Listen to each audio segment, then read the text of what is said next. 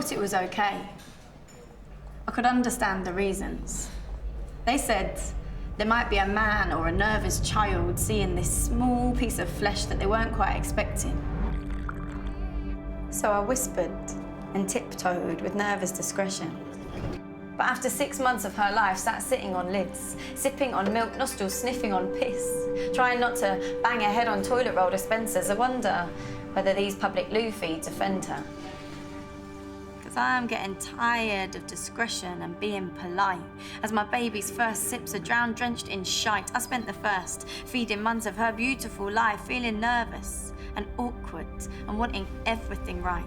Surrounded by family till I stepped out the house. It took me 8 weeks to get the confidence to go into town. Now the comments around me cut like a knife as I rush into toilet cubicles feeling nothing like nice. Because I'm giving her milk that's not in a bottle. Wishing the cocaine generation white powder would topple. I see pyramid sales pitches across our green globe and female breasts banned, unless they're out just for show. And the more I go out, the more I can't stand it. I walk into town, feel I'm surrounded by bandits, because in this country are billboards covered in tits and family newsagent magazines full of it. W.H. Smith top shelves out for men, why don't you complain about them then? In this country of billboards covered in tits and family newsagent magazines full of it. W.H. Smith top shelves out for men. I'm getting embarrassed in case a small flash of flesh might offend. And I am not trying to parade this. I don't want to make a show. But when I'm told I'd be better just staying at home. And when another friend I know is thrown off a bus and another mother told to get out of a pub, even my grandma said maybe I was sexing it up.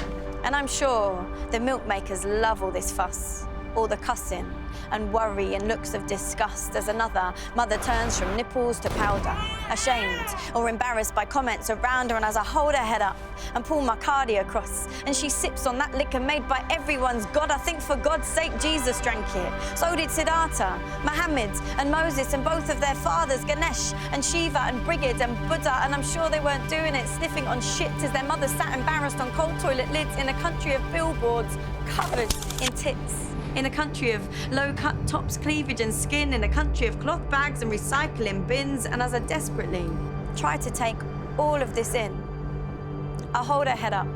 I can't get my head round the anger towards us and not to the sound of lorries offloading formula milk into countries where water runs dripping in filth, in towns where breasts are oases of life, now dried up in 2-for-1 offers enticed by labels and logos and gold standard rights claiming breast milk is healthier, powdered and white, packaged and branded and sold at a price so that nothing is free in this money-fueled life, which is fine if you need it or prefer to use bottles, where water is clean and bacteria boil. But in towns where they drown in pollution and sewage, bottled kids die and they knew that they'd do it.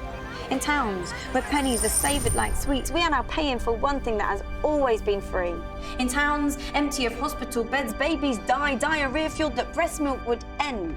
So no more will I sit on these cold toilet lids, no matter how embarrassed I feel as she sips. Because in this country of billboards, covered in tits, I think I should try to get used to this.